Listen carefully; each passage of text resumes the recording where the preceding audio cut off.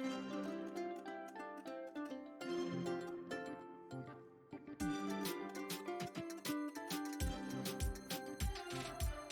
عليكم ورحمة الله وبركاته، أهلا بكم مشاهدينا ومتابعينا في كل مكان في قناة فني منوعة. أحب أرحب بمشاهدينا الجدد، وياريت لو عجبكم محتوى القناة تشتركوا في القناة وتفعلوا الجرس عشان إن شاء الله يوصلكوا كل جديد. النهاردة إن شاء الله هنعمل مع بعض خطوة بخطوة إن شاء الله شنطة موديل جديد. أنا مستخدمة فيه خرز مط مقاس 10 3 ألوان زي ما انتم شايفين كده. انت حابة تستخدمي شفاف اوكي، حابة تستخدمي انا ده خرز ضرس اللي هنعمله مع بعض ان شاء الله. ممكن تستخدمي فيه اي نوع من الخرز او اللولي. طبعا الوزن هنشتغلها مع بعض، وفي اخر الفيديو ان شاء الله هقول لكم وزنها قد ايه. هتستخدمي خيط صيد مقاس 60 او 70 المتاح عندك، وعلى برضو حسب فتحة الخرز. انا هشتغل معاكم بخيط 60.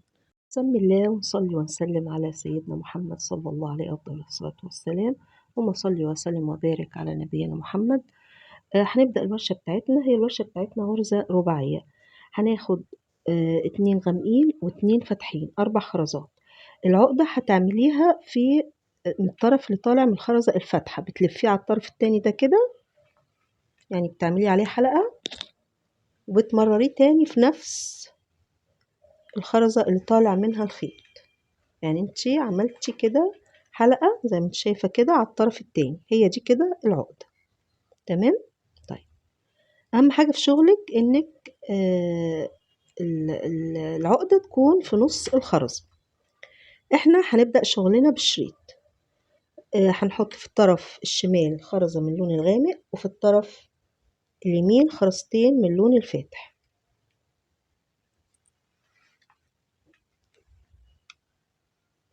اهو.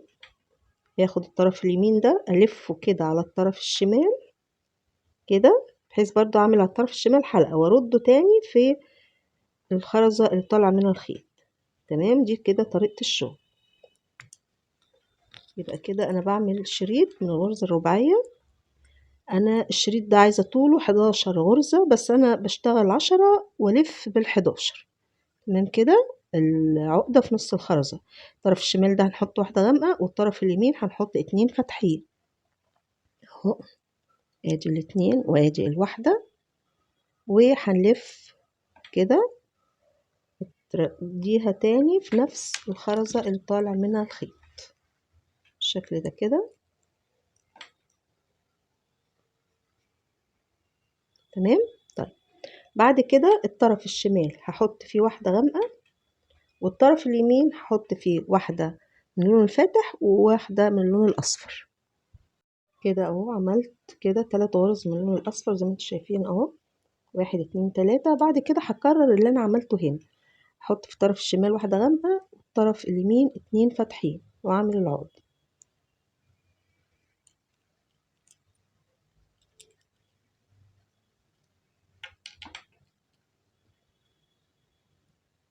كده هنكرر اللي احنا اشتغلناه هنا هنشتغله هنا كده. احنا عملنا 10 غرز او 10 مربعات، 1 2 3 4 5 6 7 8 9 10.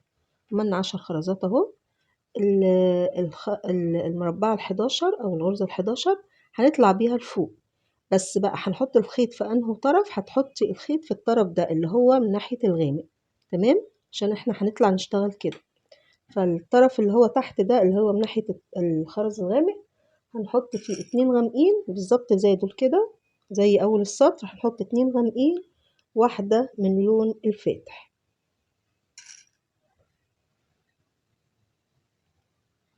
تمام كده. ونعمل العقدة بحيث يبقى طرفين الخيط طالع من فوق. ما طرفين الخيط يطلع لك من فوق يبقى انت كده هتبدأي سطر جديد.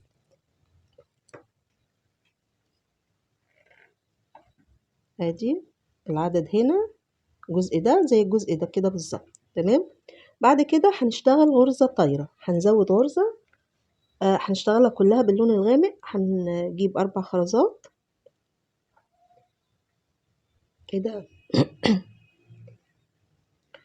عشان تزودي غرزة بتحطي 4 خرزات، وتيجي الطرف من فوق كده مع أول خرزة حطيتيها من تحت كده، من هنا كده اهو هتمرري فيها الخيط، بحيث اديكي انتي ايه عملتي غرزة على الطاير زي ما انت شايفة كده اهو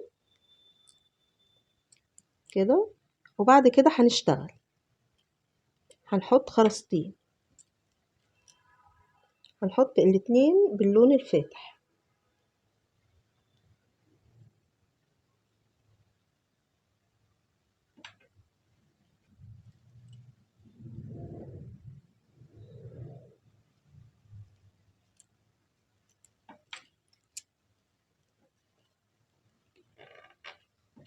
بالشكل ده كده.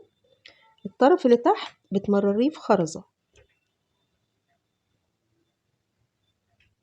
اشتغل معاكم غرزة غرزة اهو، هنمرره في خرزة،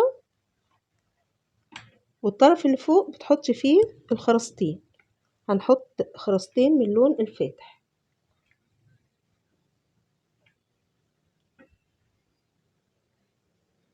كده. الطرف اللي تحت اهو، الطرف اليمين ده بتلفيه على الطرف اللي هو تحت ده، وتمرريه تاني في الخرزة اللي طالع منها الخيط بالشكل ده. الطرف اللي تحت هو اللي بيتمرر في الخرز، والطرف اللي فوق بنحط فيه الخرز. ادي اهي بتمرري في خرزة خرزة، هنحط فوق ايه، هنحط فوق خرزتين، خرزتين برضو من اللون الفاتح. ادي 2 اهو. نعمل العقدة،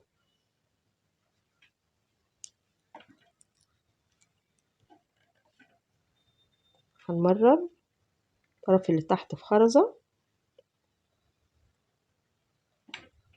والطرف اللي فوق هنحط فيه 2 غامقين.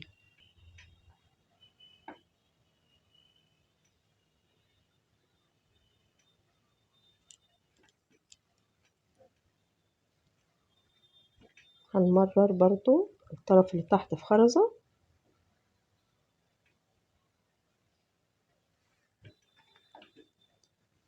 والطرف اللي فوق هنحط فيه واحدة فاتحة وواحدة صفرة. نعمل العقدة،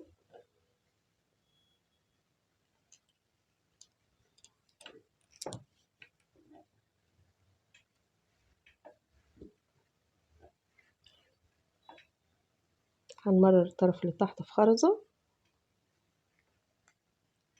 بالشكل ده، والطرف اللي فوق هحط فيه واحدة غامقة وواحدة صفرة.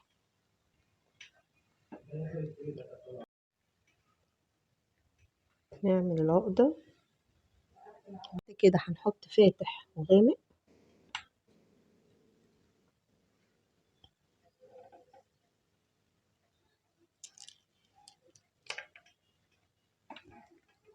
وبعدين هنحط غامق وفاتح اهو، غامق وفاتح.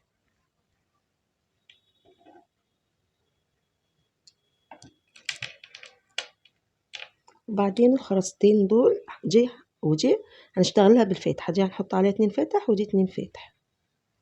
ادي عملت الاتنين هم الفاتحين. اخر حاجة بقى، او يعني الغرزة اللي هنا الباقية الاخيرة، هنحط فاتح وغامق، وهنحط برضو بالطرف اللي فوق، لاني زي ما زودت هنا غرزة هزود هنا غرزة، فهشتغل بالطرف اللي فوق واحط في الخرزتين فاتح وغامق كده. الطرف بقى اللي تحت بتحط فيه الخرز عشان تطلعي للسطر اللي فوق، فهنحط فيه 3 خرزات من اللون الغامق، 3 اهم، عشان يبقى زي اول السطر. زي ما زودنا غرزة هنزود في اخر السطر، ونعمل العقدة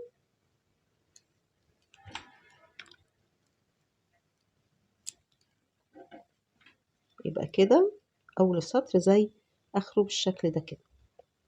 بعد كده هنشتغل برضو على الخرزة دي باللون الغامق، هنحط 3 خرزات، ادي 3 اهو. نعمل العقدة،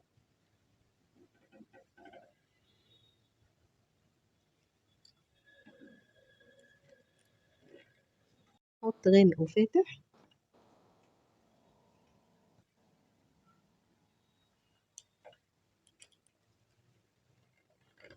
وبعدين هنعمل غرزة كمان غامق وفاتح،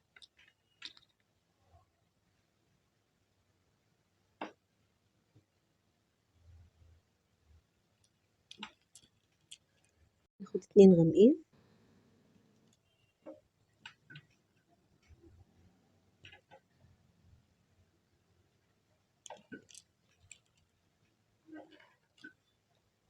وبعد كده هنشتغل غرزتين من اللون الفاتح، يعني على الخرزة دي هحط 2 فاتحين ودي 2 فاتحين. بعد كده هحط غامق وفاتح اهو،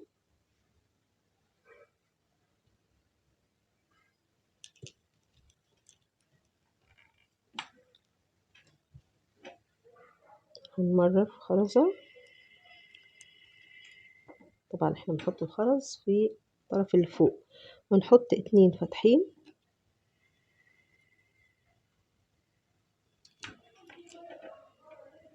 وبعدين هنحط فاتح وغامق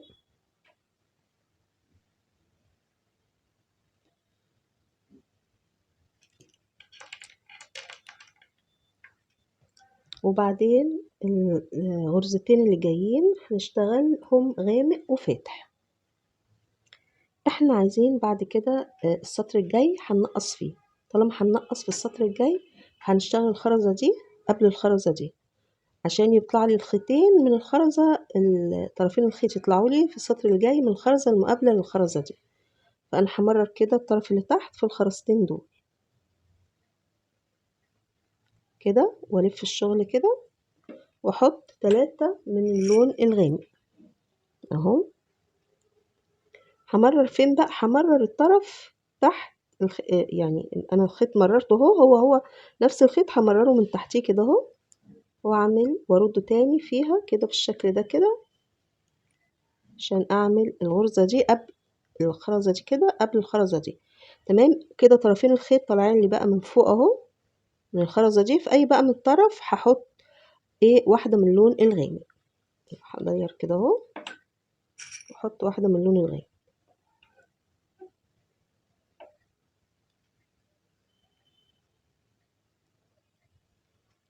بالشكل ده كده.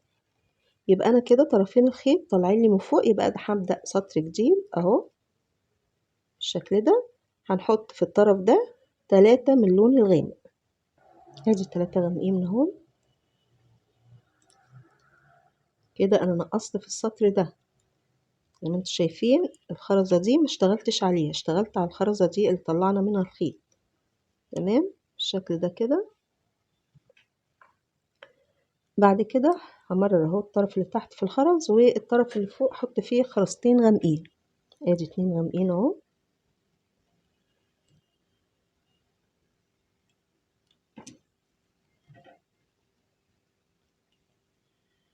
وبعدين همرر تاني واحط خرزة غامقة وخرزة فاتحة. بعد كده بقى هنحط 2 فاتحين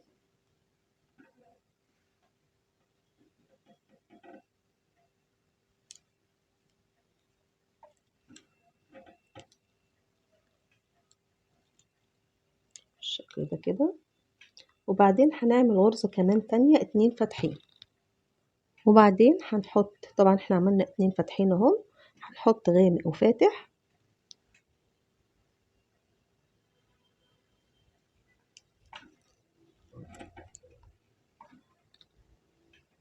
وبعدين هنحط 2 فاتحين.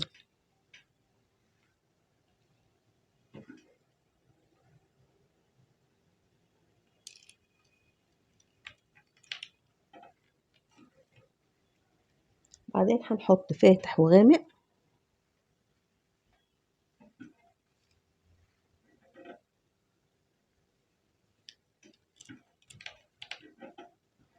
بعد كده هنمرر الخيط اللي تحت في ال3 خرزات دول زي ما انتم شايفين كده.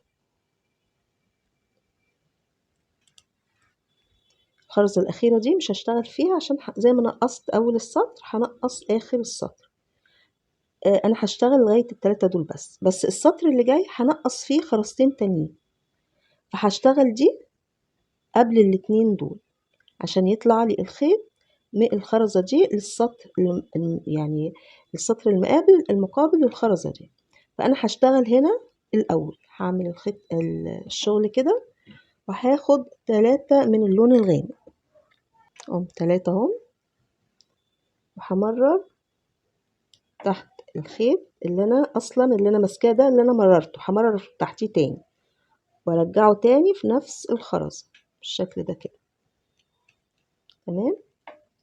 واحط 2 غامقين تانيين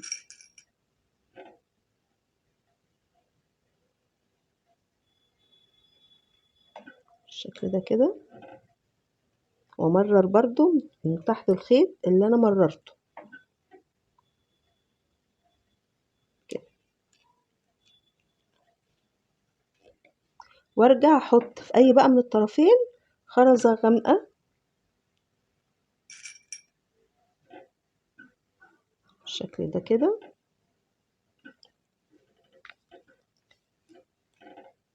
كده تشوفي لازم يكون النص ده زي النص ده بالظبط، لو في لخبطة لا تعيدي تاني، امشي معايا خطوة بخطوة كده هيتظبط معاكي ان شاء الله. ترتيب الالوان مهمة جدا. طيب كده انا الخيط طلع لي اهو من الخرزة دي، ليه؟ عشان انا مش عايزة ولا اشتغل على دي ولا على دي. هاخد 2 غامقين واحدة فاتحة واعمل العقدة،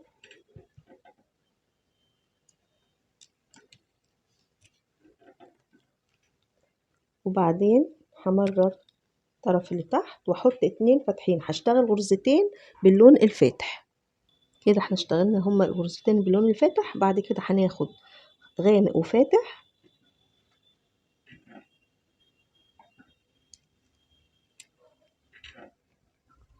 وبعد كده هكرر بقى اللي انا عملته هنا، هشتغل 2 فاتحين و2 فاتحين، واخر حاجة في الخرزة دي هنشتغل 2 غامقين عشان نطلع للسطر اللي بعده. زي ما سيبنا خرزتين هنا هنسيب خرزتين هنا. ادي 2 غامقين طبعا نحطهم في الطرف اللي تحت عشان نطلع للسطر اللي بعده. تقلبي الشغل كده ونعمل العقدة بالشكل ده كده. ده طرف الخيط، لان الخيط كان خلاص معايا وحطيت خيط جديد فبمرره معايا كده. يبقى انا كده زي ما نقصت هنا 2 خرزتين، نقصت هنا برضو خرزتين. السطر اللي بعده هنشتغل هنحط 3 من اللون الغامق، ادي 3 اهم، واعمل العقدة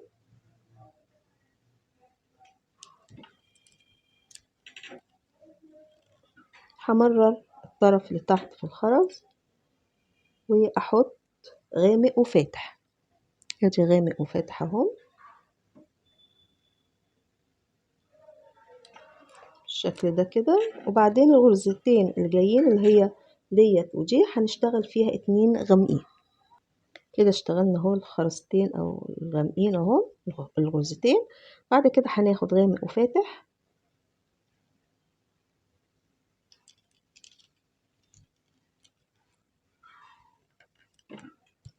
وبعدين الطرف اللي تحت همرره في الخرزتين دول واشتغل الخرزة دي الاول عشان السطر الجاي هنقص، فانا عايزة طرفين الخيط يطلع لي من السطر المقابل اللي هو الخرزة المقابلة للخرزة دي. فانا هشتغل ده الاول كده، احط فيها 3 من اللون الغامق هم 3، هنمرر اهو تحت الخيط اللي انا ممرراه اصلا، اللي هو اللي همرره كده في الخرز. في اي بقى من الطرفين احط ايه، احط خرزة من اللون الغامق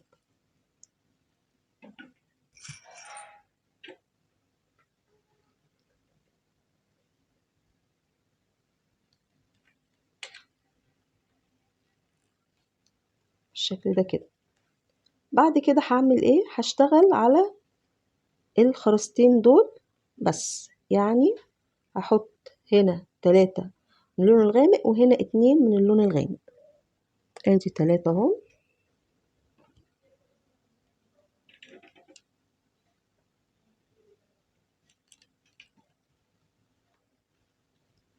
الطرف اللي تحت حطي بقى في اي من الطرفين مفيش مشكلة، لان كده دي ده اخر السطر وهتقفلي الشغل بتاعك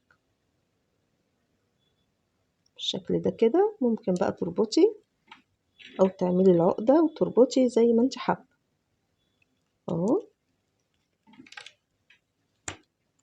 كده.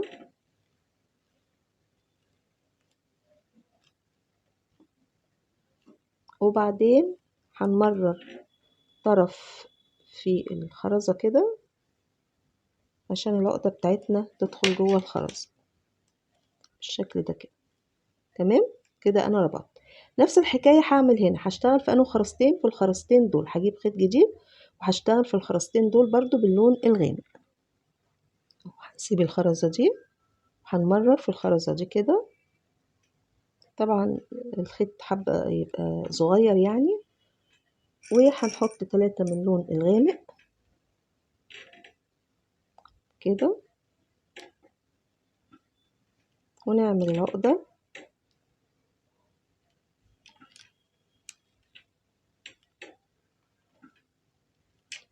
والطرف اللي تحت برضو هنمرره في الخرزة ونحط فيه خرزتين من اللون الغامق. انا حطيت خرزتين هنا وربطت برضو ايه الشغل بتاعي، بقى عندي الشكل ده كده. تمام، ده نص الشنطة. هرجع اشتغل من هنا نص تاني زي النص ده بالظبط كده. انا مررت الخيط اهو في اول السطر وصلته وحطيت 3 خرزات غامق 2 فاتحين وهعمل العقدة.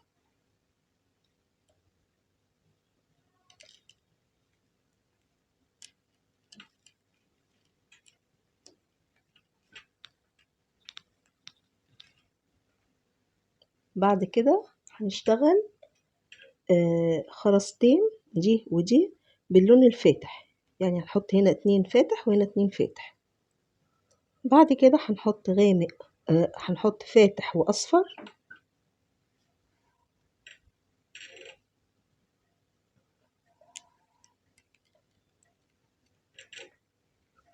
وبعد كده ال3 خرزات دول هنحط عليهم اصفر، 2 اصفر 2 اصفر 2 اصفر. بعد كده هنشتغل فاتح 2 فاتحين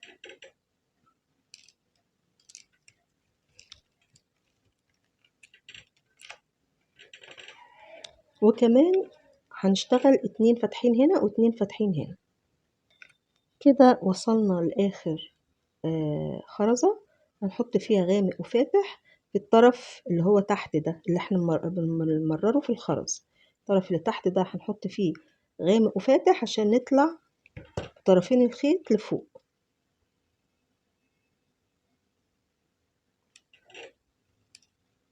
بالشكل ده كده. تمام، زي هنا هنا زي هنا، لازم النص ده زي النص ده. طيب بعد كده هنشتغل ايه؟ بنشتغل بالظبط زي النص اللي فات ده. انا هعمل معاكم بالسريع كده على اساس لو يعني حد متلخبط او مش عارف يكمل يبقى اشتغل معايا. هنعمل برضو غرزة طايرة زي ما عملناها قبل كده. هنحط 4 خرزات، ادي 4 هم باللون الغامق، والغرزة الطايرة قلنا هناخد الطرف من فوق كده هنمرره من تحت كده في الخرز خرزة اهي. احط خرزتين من اللون الفاتح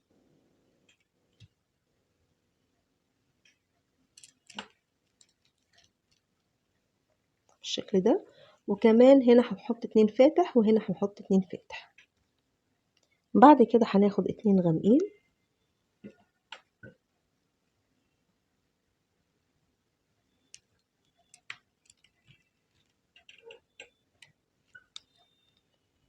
وبعدين هاخد فاتح واصفر، ادي فاتح واصفر اهو،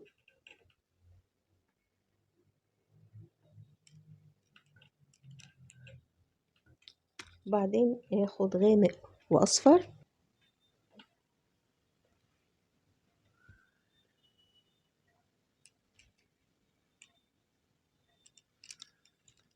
وبعدين هنحط فاتح وغامق،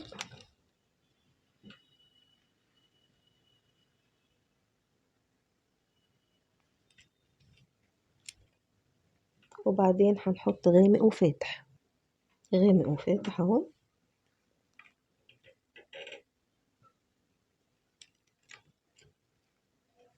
وبعدين الخرزتين الجايين دي ودي هنشتغل عليهم بالفاتح. اخر خرزة بقى دي هنشتغل في الطرف اللي فوق برضو لاني انا هزود لسه غرزة فهشتغل بالطرف اللي فوق. بحط فاتح وغامق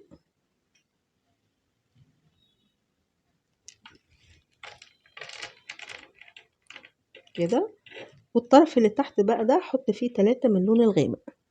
ادي ال3 اهو غامقين في الطرف اللي تحت. نلف كده ونعمل العقدة كده، يبقى انا زودت غرزة زي ما زودنا اول السطر برضو في اخر السطر. بعد كده هنحط 3 من اللون الغامق، 3 اهو.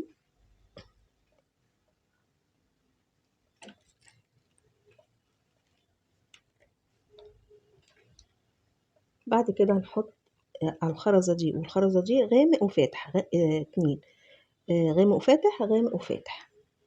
بعد كده هنحط 2 غامقين،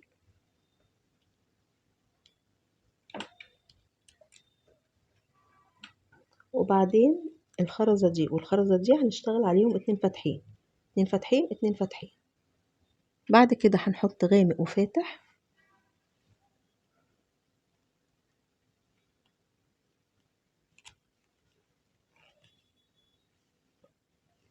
وبعدين هنحط 2 فاتحين.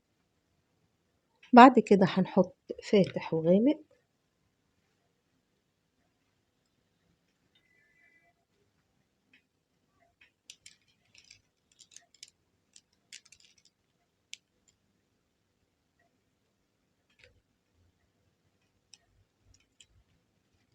كده. وبعدين الخرزة دي والخرزة دي هنشتغل عليهم غامق وفاتح، غامق وفاتح، غامق وفاتح. بعد كده هنمرر الطرف اللي تحت في الخرزتين دول كده، عشان انا السطر الجاي عايزة انقص. هشتغل الاول دي وبعدين اشتغل دي. خلاص بقى عرفنا عشان طرفين الخيط يطلعوا لي في السطر اللي جاي من الخرزة المقابلة للخرزة دي. تمام. يبقى انا هعمل كده واحط 3 غامقين، ادي 3. همرر الخيط تحت الخيط اللي هو اللي انا كنت ممرراه، ارجعه تاني في الخرزة كده.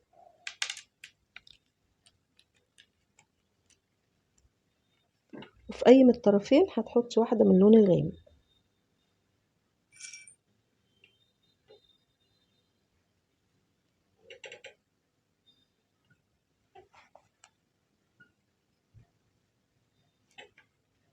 وبعد كده نشتغل هنحط 3 من اللون الغامق، ادي 3 اهو.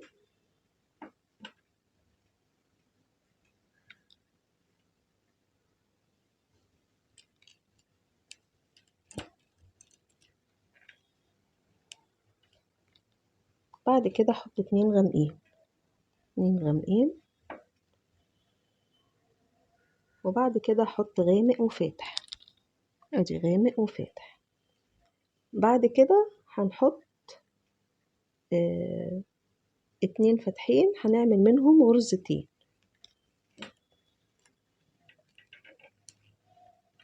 يعني هشتغل على هنا 2 فاتحين وهنا 2 فاتحين، وبعدين هشتغل غامق وفاتح.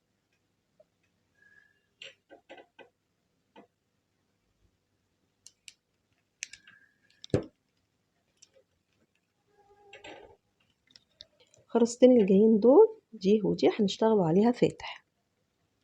بعد كده همرر الطرف اللي تحت في ال3 خرزات دول. الاخيره دي لا، عشان زي ما سبت دي هسيب دي، زي ما سبت اول السطر خرزه هسيب في اخر السطر خرزه. همرر في ال3 دول، وزي ما اشتغلنا في النص ده برضو انا هنقص في السطر اللي جاي خرزتين دول، وعايزه الخيط يطلع لي من الخرزه المقابله للخرزه دي. هشتغل دول الاول، فبتلف كده وهنشتغل دول كله بالغامق. هتحطي 3 خرزات غامقين الاول، ادي 3 غامقين اهو. همررهم اهو تحت الخيط اللي انا مررته، وارجع احط 2 تانيين غامقين وامررها برضو، ادي 2 غامقين اهو. همرر من تحت الخيط اللي انا مررته، اللي هو نفس الطرف ده مررته بشتغل بيه كده. اي بقى من الطرفين هنحط واحدة غامقة، ادي الواحدة الغامقة اهي. نعمل العقدة. بعد كده احط 2 غامقين واحدة فاتحة، ادي 2 غامقين واحدة فاتحة. نعمل العقدة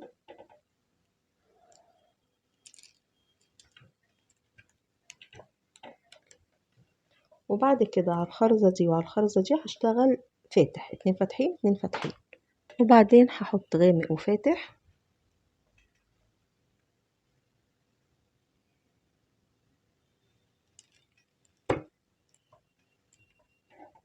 ونكرر بقى زي ما عملنا الجزء ده كده. هنحط بقى 2 فاتحين و2 فاتحين وهنحط بقى الباقي غامق اللي هي الخرزة دي بس 2 غامقين، لان هنسيب الخرزتين دول زي ما سيبنا هنا، هنسيب الخرزتين دول مش هنشتغل فيهم، يبقى 2 فاتح 2 فاتح 2 غامق كده اهو. طرفين الخيط طلع عليه الخرزة من فوق كده. هنبدأ سطر جديد، هنحط 3 خرزات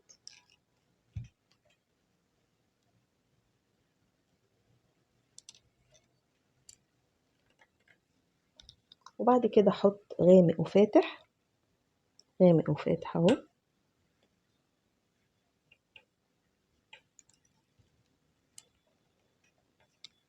بعدين هشتغل على الخرزة دي والخرزة دي 2 غامقين، بعدين هحط غامق وفاتح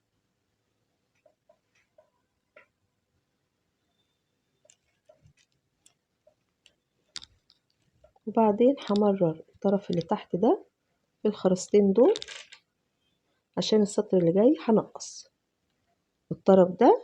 هشتغل الخرزة دي قبل دي، الطرف ده هحط فيه 3 غامقين، ادي 3 اهو. همرر كده وارجع تاني، اي بقى من الطرفين هحط ايه خرزة من اللون الغامق. هنحط 3 اهو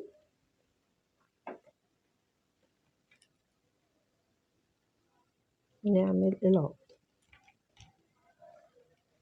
وهشتغل على الخرزة دي 2 غامقين. تمام، يبقى انا كده خلصت الجزء ده. اجي اسيب الخرزة دي واجيب خيط جديد واحطه في الخرزة دي واشتغل فيها 3 غامقين والخرزة دي 2 غامقين وخلاص. يبقى كده احنا ايه خلصنا السطر. كده خلصنا بقى الشكل معانا بالشكل ده كده. طبعا هتعملي وجهين، ادي وجه وادي وجه تاني. بعد كده هنعمل على كل خرزة سطر رباعي واقف على الجنب ده في الوجه ده وفي الوجه ده. هنعمل سطر رباعي واقف هنا وسطر رباعي واقف هنا. طب هنبدأ منين السطر الرباعي الواقف؟ هنبدأه من الخرزة دي. تمام، هنجيب خيط جديد هنوسطنه كده اهو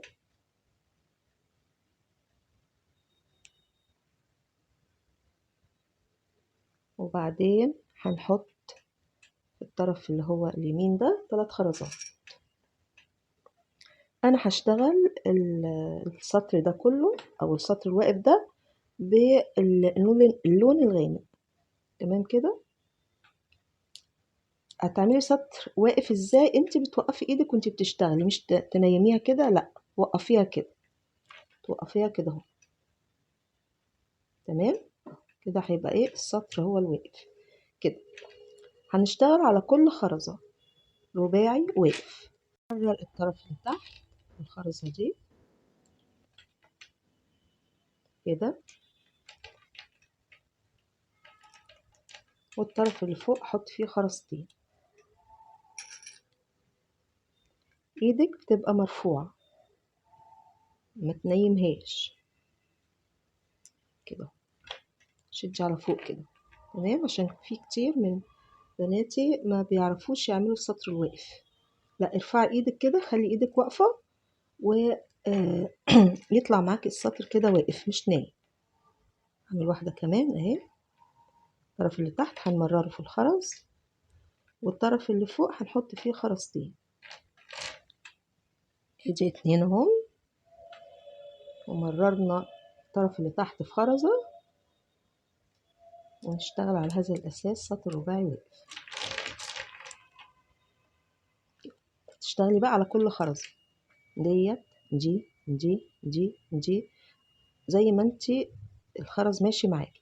طب هنلف كده، نلف كده سطر رباعي واقف لغاية ما نوصل للخرزة دي، عشان هنا كده هتبقى الفتحة بتاعت الشنطة وهنا كده كل ده كده هيبقى مقفول لغاية الخرزة دي. هنعمل سطر رباعي واقف في الوجهين. احنا كده اشتغلنا السطر اللي هو رباعي واقف على الوجهين كده سطر. بعد كده هنقفلهم مع بعض بغرزة رباعية. هنحط خرزتين قلنا في الطرف اللي هو تحت عشان طرفين الخيط يطلع لي من فوق بالشكل ده كده. ده انا كان معايا خيط هكمل بيه. طب انت معكيش خيط، هتيجي في الخرزة دي كده وتمرري فيها الخيط عشان نقفل مع بعض. فين الخيط اهو زي ما انتم شايفين كده، الطرف اللي هو من جوه ده هنحط فيه خرزة، واحط كمان فيه لو انت هتركبي سلسلة هنحط فيه اللي هي الحلقة سهلة الفتح. تمام. طيب لو مش هتشتغلي الايد خرز، خلاص بقى ملهاش لازمة الحلقة دي. تمام، بتشتغلي عادي. طيب همرر الخيط فين؟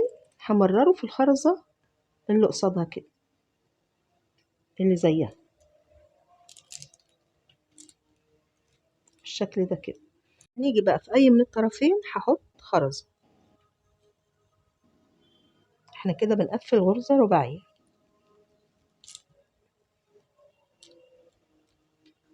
تمام كده اهو. بصوا الشكل، انا كده حطيت الحلقة اللي هحط فيها السلسلة. تمام.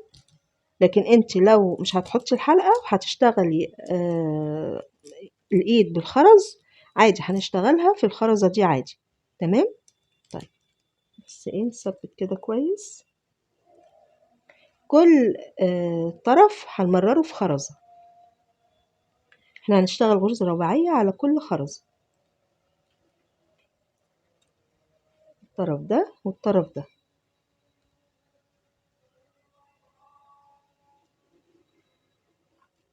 بالشكل ده كده، وارجع احط خرزة.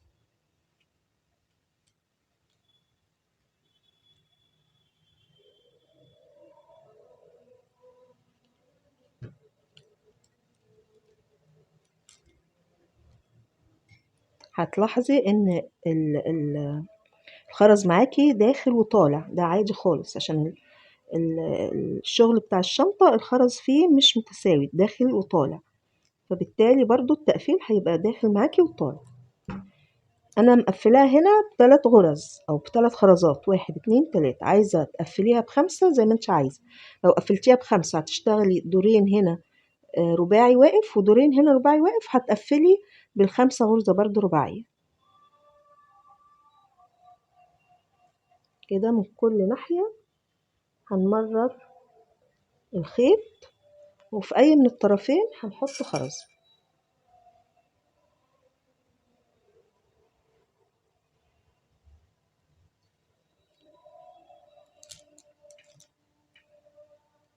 بالشكل ده كده اهو. الشكل اللي انت شايفاه ده كده.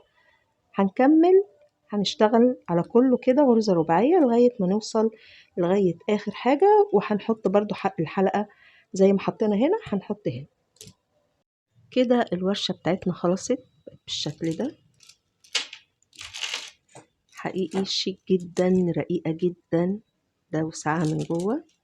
طبعا انت بتعملي كيسة ستان وتحطيها فيها الشكل ده. جميلة جدا، قمر قوي، شيك جدا. طبعا تقدري تنفذيها بأي ألوان، بأي خرز عندك. تقدري بدل السلسلة دي تشتغلي لها أو تعملي لها إيد من الخرز، سواء غرزة رباعية سواء تلضمي الخرز. دي وزنها 360 جرام، يعني مش وزن برضو، تعتبر خفيفة في نفس الوقت شيك. اللون الفاتح اللي هو ده 130 جرام، والغامق 215 جرام، والأصفر ده 15 جرام.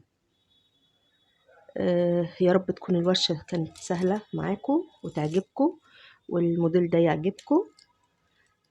لايك وشير كتير بقى عشان كل يستفاد. مستنية رأيكم في التعليقات. السلام عليكم ورحمة الله وبركاته.